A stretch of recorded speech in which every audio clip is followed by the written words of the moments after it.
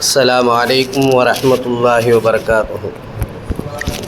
قال رب اشرح لي صدري ويسر لي أمري واحلل عقدة من لساني يفقهوا قولي ربي زدني علما وفهما يا فتاح. بسم الله الرحمن الرحيم.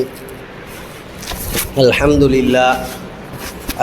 لله نحمده ونستعينه ونستغفره ونؤمن به ونتوكل عليه ونعوذ بالله من شرور أنفسنا ومن سيئات أعمالنا. من يهده الله فلا مضل له ومن يضلل فلا هادي له. ونشهد أن لا إله إلا الله وحده لا شريك له ونشهد أن سيدنا ونبينا مولانا محمد عبده ورسوله. أما بعد فقد قال الله تعالى في القرآن العظيم والفرقان المجيد: أعوذ بالله من الشيطان الرجيم. بسم الله الرحمن الرحيم. قل لا أسألكم عليه أجرا إلا المودة في القربى. صدق الله العظيم. وقال نبينا صلى الله عليه وسلم: إن الحسن والحسن سيدنا شباب أهل الجنة، أو كما قال عليه الصلاة والسلام. اللهم صل على محمد وعلى آل محمد كما صليت على إبراهيم وعلى آل إبراهيم إنك حميد مجيد. اللهم بارك على محمد وعلى آل محمد كما باركت على إبراهيم وعلى آل إبراهيم إنك حميد مجيد. இந்த உலகத்தில் உள்ள அனைத்து ஜீவராசிகளையும் படைத்து பரிபாலிக்கூடிய ஏக அல்லாஹ்வுக்கு எல்லா புகழும் உரித்தாகட்டுமாக. இப்படிதான் வாழ வேண்டும், இப்படிதான் நடக்க வேண்டும், இப்படிதான் பேச வேண்டும் என்று கற்றுக் கொடுத்த நம்முடைய நாயகம் ஸல்லல்லாஹு அலைஹி வஸல்லம் அவர்கள் மீதும், அவர்களுடைய சொல்லை செயலை அப்படியே பின்பற்றி வாழ்ந்திய சத்திய சஹாபாக்கள், தாபீன்கள், தபா தாபீன்கள், குறிப்பாக இந்த ஜும்மா தொழுகைக்கு வருகை தந்திருக்கும் நம் அனைவர்கள் மீதும் அல்லாஹ்வுடைய சாந்தியும் சமாதானமும் என்றென்றும் நிலவட்டுமாக. ஆமீன். கண்ணியத்துக்குரியவர்களே, அல்லாஹுவின் நல்லடியார்களே, அல்லாஹு தஆலா நம்மவர்களுக்கு உலகத்தில் எத்தனையோ படைப்புகள் படைத்திருந்தாலும் மனித படைப்பை, ஒரு உன்னதமான படைப்பை படைத்திருக்கின்றான். அந்த படைப்பை படைத்து அதில் என்னை நீங்கள் வணங்க வேண்டும், நல்ல காரியங்கள் அனைத்தையும் செய்ய வேண்டும் என்பதுதான் அல்லாஹ்வுடைய நீதி. கண்ணியத்துக்குரியவர்களே, அல்லாஹ்வின் நல்லடியார்களே,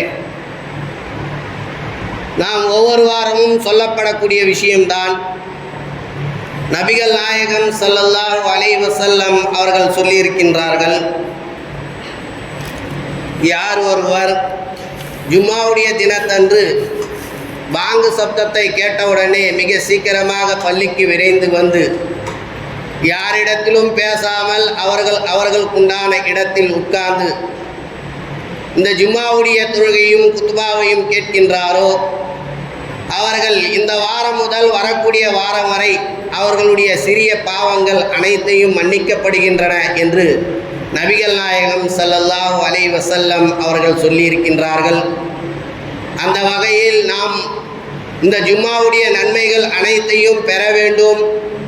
மட்டுமல்லாமல் இங்கு சொல்லப்படக்கூடிய விஷயங்களை கேட்டு நம்முடைய வீட்டில் இருக்கக்கூடிய பெண்களிடத்திலும் சொல்லி அவர்களும் அந்த நன்மைகளை பெறக்கூடிய பாக்கியத்தை அல்லாஹு தஆலா நம் அனைவருக்கும் தந்தருள் புரிவானாக. கண்ணியத்துக்குரியவர்களே, அல்லாஹ்வின் நல்லடியார்களே, அல்லாஹு தஆலா அவனுடைய திருமறையில் சொல்லி காட்டுகின்றான்: குல்லா அஸ்அலுக்கும் அலைஹி அஜரன் இல்லல் மவத்தத ஃபில் குர்பா. நபியே நாயகமே, அல்லாஹு தஆலா நபிகள் நாயகம் ஸல்லல்லாஹு அலைஹி வஸல்லம் அவர்களை பார்த்து சொல்லி காட்டுகின்றான்: நபியே நாயகமே, உங்களுடைய குடும்பத்தாரை நீங்கள் நேசியுங்கள் என்று சொல்லிவிட்டு நபி ஸல்லல்லாஹு அலைஹி வஸல்லம் அவர்கள் சொன்னார்கள், மக்களை பார்த்து சொன்னார்கள், உங்களிடத்தில் எந்த தேவைகளும் நான் கேட்கவில்லை, ஆனால் ஒரே ஒரு தேவையை மட்டும் நான் உங்களிடத்தில் கேட்கின்றேன். அது என்னவென்று சொன்னால், என்னுடைய குடும்பத்தாரை, அஹ்லுல் பைத்தை என்று சொல்லப்படக்கூடிய என்னுடைய குடும்பத்தாரை நீங்கள் நேசியுங்கள் என்று நபிகள் நாயகம் ஸல்லல்லாஹு அலைஹி வஸல்லம் அவர்கள் சொல்லியிருக்கின்றார்கள். அந்த வகையில் நாம் எல்லோரும் நபி ஸல்லல்லாஹு அலைஹி வஸல்லம் அவர்களுடைய குடும்பத்தாரை நாம் நேசிக்கின்றோம், இல்லை என்று மறுப்பதில்லை. ஆனாலும் கூட நாங்கள் இவர்களை மட்டும்தான் நாங்கள் நேசிப்போம், மற்ற சஹாபாக்களையோ மற்ற நபிமார்களையோ நேசிக்க மாட்டோம் என்ற ஒரு அச்சத்தில் நம்முடைய சமுதாயம் திரிந்து கொண்டிருக்கின்றன. கண்ணியத்துக்குரியவர்களே, அல்லாஹ்வின் நல்லடியார்களே, சென்ற வாரத்தின் கர்பலாவின் முன்னறிவிப்புகள் என்ற ஒரு தலைப்பில் நாம் பேசினோம். அதனுடைய தொடர்ச்சியாக என்னவென்று சொன்னால், நபிகள் நாயகம் ஸல்லல்லாஹு அலைஹி வஸல்லம் அவர்களுடைய முன்னறிவிப்பில் இதுபோன்று கர்பலாவுடைய மைதானத்தில் இப்படியெல்லாம் நடக்கும், என்னுடைய பேரன்கள் இப்படியெல்லாம் அகப்படுவார்கள், என்னுடைய பேரனுடைய காலத்தில் இதெல்லாம் நடக்கும் என்றெல்லாம் நபிகள் நாயகம் ஸல்லல்லாஹு அலைஹி வஸல்லம் அவர்களுடைய முன்னறிவிப்பிலே வந்துவிட்டது. கண்ணியத்துக்குரியவர்களே, அல்லாஹ்வின் நல்லடியார்களே, நாம் சொல்லக்கூடிய விஷயங்கள் என்னவென்று சொன்னால், இந்த முஹர்ரம் மாதம் வந்துவிட்டால் நம்முடைய சிந்தனைக்கு எதை வருகிறது என்று சொன்னால், ஒரே ஒரு சிந்தனை தான். என்ன சிந்தனை? இந்த கர்பலாவுடைய ஷஹீதுடைய சிந்தனை மட்டும்தான். அந்த கர்பலாவுடைய ஷஹீதுக்கு முன்னால் அந்த கர்பலாவில் என்னவெல்லாம் நடந்தது அதையெல்லாம் நாம் பார்ப்பதில்லை. ஆனால் கர்பலாவில் என்ன நடந்தது என்று சொன்னால், அது ஒரு அரசியல் மாற்றங்கள், அரசியல் ஆதாயங்கள், இதைதான் அந்த கர்பலாவில் நடந்தது. கண்ணியத்துக்குரியவர்களே, அல்லாஹ்வின் நல்லடியார்களே, முதலாவதாக நாம் எடுத்துக்கொண்டோம் என்று சொன்னால், இந்த ஷஹீதுடைய விஷயங்களை பேசுவதற்கு முன்பாக இதில் நடந்தது என்ன, இந்த கர்பலாவுடைய ஷஹீதில் நடந்தது என்ன, அதனுடைய பின்னணி என்ன என்று சொன்னால், அரசியல் மாற்றங்கள், அரசியலுடைய ஆதாயங்கள், அரசியலுடைய நகர்த்துகள் என்றுதான் நாம் குறிப்பிட முடியும். எப்படி என்று சொன்னால், நபி ஸல்லல்லாஹு அலைஹி வஸல்லம் அவர்களுடைய முன் அறிவிப்பில் சொன்னார்கள், என்னுடைய அரசியல் என்பது 30 ஆண்டுகள் சரியாக நடக்கும். அரசியல் நோக்கம், அரசியல் திட்டங்கள் அத்தனையும் 30 ஆண்டுகள் சரியாக நடக்கும். அதற்கு பிறகு வரக்கூடிய நபர்களை வைத்து அரசியல் வேறு விதமாக தவறான திசைகளும் தவறான தப்பு தடங்களும் அனைத்தையும் நடக்கும் என்று நபிகள் நாயகம் ஸல்லல்லாஹு அலைஹி வஸல்லம் அவர்களுடைய முன்னறிவிப்பிலே நடந்துவிட்டது, சொல்லிவிட்டார்கள். கண்ணியத்துக்குரியவர்களே, அல்லாஹ்வின் நல்லடியார்களே, இந்த கர்பலா எப்படி நடந்தது என்று சொன்னால், நபி உஸ்மான் ரலியல்லாஹு தஆலா அன்ஹு அவர்கள் கலீஃபாவாக ஆகின்றார்கள். அதாவது முதலாவதாக நபி ஸல்லல்லாஹு அலைஹி வஸல்லம் அவர்களுக்கு பிறகு அபூபக்கர் ரலியல்லாஹு தஆலா அன்ஹு அவர்கள் அரசியல்வாதியாக, அதாவது முதலமைச்சராக ஆகிறார்கள். அதற்கு பிறகு உமர் ரலியல்லாஹு தஆலா அன்ஹு அவர்கள் அமைச்சராக ஆகிறார்கள். அதற்கு பிறகு இந்த 2 பேருக்கு இடையில் அரசியல் எதுவும் நடக்கவில்லை, நல்லதாகவே நடந்து கொண்டிருக்கின்றன. அதற்கு பிறகு உமர் ரலியல்லாஹு தஆலா அன்ஹு அவர்களுக்கு பிறகு உஸ்மான் ரலியல்லாஹு தஆலா அன்ஹு அவர்கள் வருகின்றார்கள். உஸ்மான் ரலியல்லாஹு தஆலா அன்ஹு அவர்கள் 12 ஆண்டுகள் அவர்கள் அரசியல்வாதியாக நடத்தினார்கள். அந்த 12 ஆண்டுகளில் 6 ஆண்டுகள் நல்லதாகவே நடந்தது. அதற்கு பிறகு 6 ஆண்டுகள் வேறு விதமாக, அதாவது சிரியா நாட்டிற்கு உட்பகுதியாக முஆவியா ரலியல்லாஹு தஆலா அன்ஹு அவர்கள் கவர்னராக இருந்தார்கள். உஸ்மான் ரலியல்லாஹு தஆலா அன்ஹு அவர்கள் அதாவது ஷஹீதாக்கப்படுகிறார்கள். அதற்கு பிறகு அலி ரலியல்லாஹு தஆலா அன்ஹு அவர்கள் அரசியலுக்கு வருகிறார்கள். அப்படி அரசியலுக்கு வரும்போது அப்போது அங்குள்ள மக்கள் எல்லோரும் ஒத்துக்கொள்கின்றார்கள், இவர் அரசியல்வாதியாக ஆவதற்கு தகுதி இருக்கின்றது என்று மக்கள் எல்லோரும் ஒத்துக்கொள்கின்றார்கள். ஆனால் ஒரு சில பேர் ஒத்துக்கொள்ள மாட்டேங்கிறார்கள். அதில் முக்கியமான ஆள் யார் என்று சொன்னால் முஆவியா ரலியல்லாஹு தஆலா அன்ஹு அவர்கள். என்ன என்று சொன்னால் முஆவியா ரலியல்லாஹு தஆலா அன்ஹு அவர்கள் சொல்கின்றார்கள், நீங்கள் அரசியல் வருவதற்கு எந்த தடையும் இல்லை, நானும் ஒப்புக்கொள்கிறேன். ஆனால் உஸ்மான் ரலியல்லாஹு தஆலா அன்ஹு அவர்கள் எப்படி ஷஹீதானார்கள், அதனுடைய பின்னணிகள் என்ன, அவர்கள் எப்படி கொல்லப்பட்டார்கள், இதை சீக்கிரமாக நீங்கள் இதை முன்னறிவிப்பு செய்த பிறகு நீங்கள் அரசியல்வாதியாக வாருங்கள் என்று முஆவியா ரலியல்லாஹு தஆலா அன்ஹு அவர்கள் சொல்கின்றார்கள். அப்ப அங்க அலி ரலியல்லாஹு தஆலா அன்ஹு அவர்களுடைய கூட்டத்தார் சொல்கிறார்கள், முதலில் அரசியல் ஒரு அதிகாரியாக இருந்தால் மட்டும்தான் இவர் ஷஹீதாக்கப்பட்டது எப்படி என்று கண்டுபிடிக்க முடியும். அரசியலில் தலைவராக யாரும் இல்லை என்று சொன்னால் எப்படி யாரை சொல்ல முடியும், யாரை பிடித்து கேட்க முடியும்? ஆகையினால முதலில் அரசியல் அதனுடைய சீட்டில் உட்கார வைக்க வேண்டும். தலைவராக உட்கார வைத்த பிறகுதான் அவர்கள் யார் கொண்டார்கள், யார் மௌத்தாக்கினார்கள், யார் ஷஹீதாக்கினார்கள் என்பதையெல்லாம் கண்டுபிடிக்க முடியும். இல்லை என்று சொன்னால் எப்படி கண்டுபிடிக்க முடியும் என்று அந்த இடத்தில் அவர்களுடைய வாக்குவாதம் ஆரம்பிக்கின்றது. இந்த விஷயத்தை சொல்வதற்கு முன்பாக இந்த ஷஹீது, இந்த கர்பலாவுடைய பின்னணி இதுதான் ஆரம்பம். கர்பலாவில் ஹுசைன் ரலியல்லாஹு தஆலா அன்ஹு அவர்கள் ஷஹீதானார்கள் அல்லவா, அதனுடைய ஷஹீதானதற்கு பின்னணி இதுதான் முதல் காரணம். அலி ரலியல்லாஹு தஆலா அன்ஹு அவர்கள் முஆவியா ரலியல்லாஹு தஆலா அன்ஹு அவர்கள் கேட்கவில்லை. ஆனாலும் மக்கள் எல்லோரும் ஒன்று சேர்ந்து நீங்கள் நாற்காலியில் உட்காருங்கள், அதாவது முதலமைச்சராக நீங்கள் உட்காருங்கள் என்று உட்கார வைத்து விட்டார்கள்.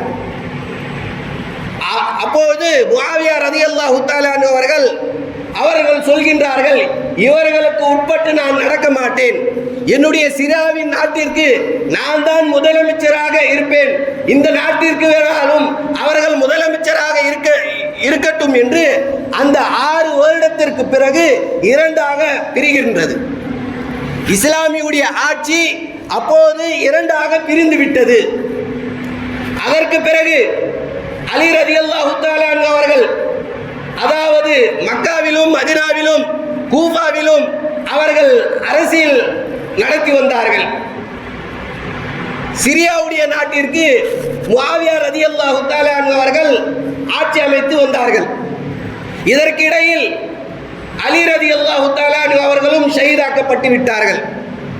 அதற்கு பிறகு இந்த அரசியல் திட்டத்திற்கு ஒரு முதலமைச்சர் வேண்டுமே என்று மக்கள் எல்லோரும் சேர்ந்து அலி ரலியல்லாஹு தஆலா அன்ஹு அவர்களுடைய மகனார் ஹசன் ரலியல்லாஹு தஆலா அன்ஹு அவர்களுக்கு பொறுப்பை கொடுக்கின்றார்கள். அவர்கள் பொறுப்பை தேவையில்லை என்கிறார்கள். ஹசன் ரலியல்லாஹு தஆலா அன்ஹு அவர்கள், எனக்கு ஆட்சி அதிகாரம் தேவையில்லை, என்னால் செய்ய முடியாது, எனக்கு தேவையில்லை என்று எல்லாம் சொல்லும்போது அங்குள்ள மக்கள் எல்லோரும் இல்லை இல்லை, நீங்கள் தான் உங்களுடைய தகப்பனாருக்கு பிறகு நீங்கள் தான் ஆட்சி அமைக்க வேண்டும் என்று மக்கள் எல்லோரும் சொன்னதற்கு இணங்காக அவர்கள் ஒப்புக்கொண்டார்கள். ஹசன் ரலியல்லாஹு தஆலா அன்ஹு அவர்கள் 6 மாதங்கள் மட்டும்தான் அவர்கள் ஆட்சியாளர் முதலமைச்சராக இருந்தார்கள். அதற்கு பிறகு அவரால் பிடிக்க முடியவில்லை. அவர்கள் என்ன செய்தார்கள் என்று சொன்னால், நேராக சிரியா நாட்டிற்கு சென்று முஆவியா ரலியல்லாஹு தஆலா அன்ஹு அவர்களிடத்தில் அவர்கள் பையத்து செய்கிறார்கள். நான் இதற்கு பிறகு முதலமைச்சராக நான் இருக்கவில்லை, என்னால் செய்ய முடியாது. ஆகையினால நீங்கள் என்ன செய்யுங்கள், நீங்களே இந்த உலக இஸ்லாமியுடைய ஆட்சி அனைத்து பகுதிக்கும் நீங்கள் தான் தலைவர்கள், நீங்கள் தான் முதலமைச்சராக இருக்க வேண்டும் என்று இவர்களுடைய ஆட்சி அவர்களிடத்தில் கொடுத்து விட்டார்கள். அதற்கு முன்பாக ஒரு விஷயத்தை நபிகள் நாயகம் ஸல்லல்லாஹு அலைஹி வஸல்லம் அவர்களுடைய முன்னறிவிப்பு இருக்கின்றது. என்னவென்று சொன்னால், ஒரு நாள் நபி ஸல்லல்லாஹு அலைஹி வஸல்லம் அவர்கள் மிம்பர் படியில் உட்கார்ந்து கொண்டு பயானம் செய்து கொண்டிருக்கின்றார்கள். அப்படி செய்து கொண்டிருக்கும் போது ஹசன் ரலியல்லாஹு தஆலா அன்ஹு அவர்கள் சிறிய வயது 3 வயது இருக்கும். அப்படி 3 வயது இருக்கும் போது அவர்கள் தத்தி தத்தி நடந்து வருகின்றார்கள். அப்படி வரும்போது அவர்களுடைய கையிலையோ அது காலில் தடுக்கி கீழே விழப்போகின்றார்கள். அப்படி விழப்போகும்போது நபி ஸல்லல்லாஹு அலைஹி வஸல்லம் அவர்களுடைய மிம்பர் படியை விட்டு கீழே ஓடி வந்து தன்னுடைய பேரனை எடுத்துக் கொள்கின்றார்கள். எடுத்து வந்து மிம்பரில் உட்கார்ந்து சொல்கின்றார்கள், மக்களே நீங்கள் எல்லோரும் பார்த்து கொள்ளுங்கள், இவர் யார் தெரியுமா? இந்த ஹசன் ரலியல்லாஹு தஆலா அன்ஹு அவர்கள் யார் தெரியுமா உங்களுக்கு? வரக்கூடிய காலங்களில் இவர்தான் பிரிக்கப்பட்ட ஆட்சி, அதாவது இரண்டாக பிளந்த ஆட்சி நாளை பின்னாடி வரக்கூடிய காலங்களில் ஒன்று சேர்க்கப்படக்கூடியவர் சையதுனா, இவர்தான் லீடர் என்று நபி ஸல்லல்லாஹு அலைஹி வஸல்லம் அவர்கள் மக்களிடத்தில் ஒரு முன்னறிவிப்பாக சொல்கின்றார்கள். அதன் இணைங்கதான் ஹசன் ரலியல்லாஹு தஆலா அன்ஹு அவர்கள் 4 மாதங்கள் ஆட்சியாளராக இருந்தார்கள். அதற்கு பிறகு ஹசன் ரலியல்லாஹு தஆலா அன்ஹு அவர்கள் முஆவியா ரலியல்லாஹு தஆலா அன்ஹு அவர்களிடத்தில் ஒப்படைக்கின்றார்கள். அவர்கள் ஆட்சி நல்ல விதமாக நடத்துகிறார்கள். யார்? முஆவியா ரலியல்லாஹு தஆலா அன்ஹு அவர்கள். முஆவியா ரலியல்லாஹு தஆலா அன்ஹு அவர்கள் ஆட்சி செய்கின்ற ஆட்சியை பார்ப்போம் என்று சொன்னால், அவர்களுடைய வரலாறை பார்த்தோம் என்று சொன்னால் மிக சிறப்பான ஆட்சியை நடத்தினார்கள். எப்படி உமர் ரலியல்லாஹு தஆலா அன்ஹு அவர்கள் ஆட்சி நடத்தினார்களோ அது போன்று முஆவியா ரலியல்லாஹு தஆலா அன்ஹு அவர்களும் ஆட்சி செம்மையாக நல்ல விதமாக நடத்தி வந்தார்கள். அதற்கு பிறகு கொஞ்சம் 20 ஆண்டுகள் நடத்தினார்கள். அவர்களுடைய ஆட்சி 20 ஆண்டுகள் அவர்கள் ஆட்சி நடத்தினார்கள். அதற்கு பிறகு ஹிஜ்ரி 41ஆம் ஆண்டு 60வது வயதில் அவர்கள் என்ன செய்கின்றார்கள்? மௌத்தாகி விடுகின்றார்கள், ஷஹீதாக்கப்படுகின்றார்கள். முஆவியா ரலியல்லாஹு தஆலா அன்ஹு அவர்கள் இறந்து விடுகின்றார்கள். இறந்ததற்கு பிறகு ஒரு ஆட்சியாளர் வேண்டுமா இல்லையா? அதற்காக வேண்டி மக்கள், அங்கு உள்ள மக்கள் எல்லோரும் அவருடைய மகன், யாருடைய மகன்? முஆவியா ரலியல்லாஹு தஆலா அன்ஹு அவர்களுடைய மகன் யஸீதை நியமிக்கின்றார்கள். நியமித்த உடனே மற்ற பகுதியில் யாருக்குமே தெரியாது.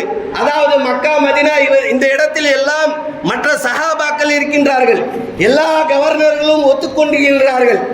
யஸீதை, அதாவது முதலமைச்சராக யஸீதை ஏற்றுக்கொள்கின்றார்கள். ஆனால் 4 சஹாபாக்கள் மட்டும் அவர்கள் ஏற்றுக்கொள்ளப்பட மாட்டுகின்றார்கள். அதில் முக்கியமான சஹாபி யார் என்று சொன்னால் ஹுசைன் ரலியல்லாஹு தஆலா அன்ஹு அவர்கள் ஒப்புக்கொள்ள மாட்டுகின்றார்கள். ஹுசைன் ரலியல்லாஹு தஆலா அன்ஹு அவர்கள் ஏன் ஒப்புக்கொள்ள மாட்டுகின்றார்கள் என்று சொன்னால், அவர்களுடைய மேலையில் தப்பான செயல்கள் பேர் கெட்டு போயிருக்கின்றது. ஆகையினால் அவர்கள் ஒத்துக்கொள்ளப்பட மாட்டுகின்றார்கள். அதற்கு இடையில் இவர் ஆட்சி செய்கிறார். யார்? யஸீத். ஆட்சி செய்து கொண்டிருக்கும் போது அங்கு உள்ள கூஃபாவுடைய மக்கள், அங்கு உள்ள சிரியாவுடைய மக்கள் அனைவரும் மக்காவிற்கும் மதீனாவிற்கும் ஹுசைன் ரலியல்லாஹு தஆலா அன்ஹு அவர்களுக்கு 18,000 கடிதங்கள் அனுப்புகின்றார்கள். அந்த கடிதத்தில் என்ன இருக்கின்றது என்று சொன்னால், ஹுசைன் அவர்களே, இங்கே முஆவியா ரலியல்லாஹு தஆலா அன்ஹு அவர்களுடைய மகனார் யஸீதை ஹிலாபத்தில் இருக்கின்றார்கள், அதாவது முதலமைச்சராக இருக்கின்றார்கள். இவர்களுடைய ஆட்சியில் எல்லா மக்களும் கஷ்டப்படுகின்றார்கள், எல்லா மக்களும் வேதனையாக இருக்கின்றது. அவர்கள் செய்யக்கூடிய ஆட்சி எதுவும் யாருக்கும் பிடிக்கவில்லை என்றெல்லாம் அவர்கள் மேல தப்பான ஒரு செய்தியை 18,000 கடிதங்களுக்கு மேலாக ஹுசைன் ரலியல்லாஹு தஆலா அவர்களுக்கு அனுப்புகின்றார்கள். ஆகையினால நீங்கள் வந்து இந்த ஆட்சியை முறியடித்து நீங்கள் சரியாக ஆட்சியை சரி பண்ண வேண்டும் என்றெல்லாம் அவர்களுக்கு கடிதங்கள் அனுப்புகின்றார்கள். இதை பார்த்துவிட்டு ஹுசைன் ரலியல்லாஹு தஆலா அவர்கள், அங்கு உள்ள மக்கள் கஷ்டப்படுகின்றார்களே, அவர்கள் போய் நான் என்ன செய்கின்றேன், நல்ல விதமாக ஆட்சி நடத்த வேண்டும், அவர்களுக்கு சொல்லிவிட்டு வர வேண்டும் என்று அவர்கள் ஆசைப்படுகின்றார்கள். அதற்கிடையில் அங்குள்ள மக்கள் எல்லோரும் சொல்கின்றார்கள், யாரை? ஹுசைன் ரலியல்லாஹு தஆலா அன்ஹு அவர்கள் ஏதாவது செய்து கொள்ளட்டும், ஆனால் நீங்கள் செல்லாதீர்கள், நீங்கள் செல்லாதீர்கள்.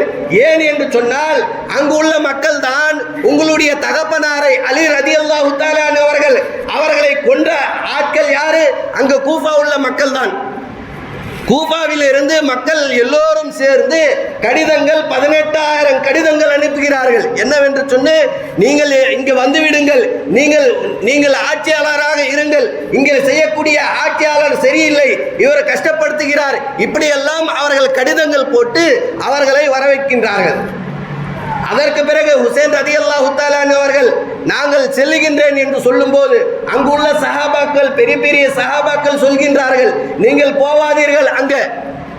ஏன் என்று சொன்னால் அரபியில் ஒரு வார்த்தை பழமொழியை சொல்வார்கள், கூஃபி லா யூஃபி, கூஃபாவாசிகள் வாக்குறுதி கொடுத்தால் சரியாக நிறைவேற்ற மாட்டார்கள்.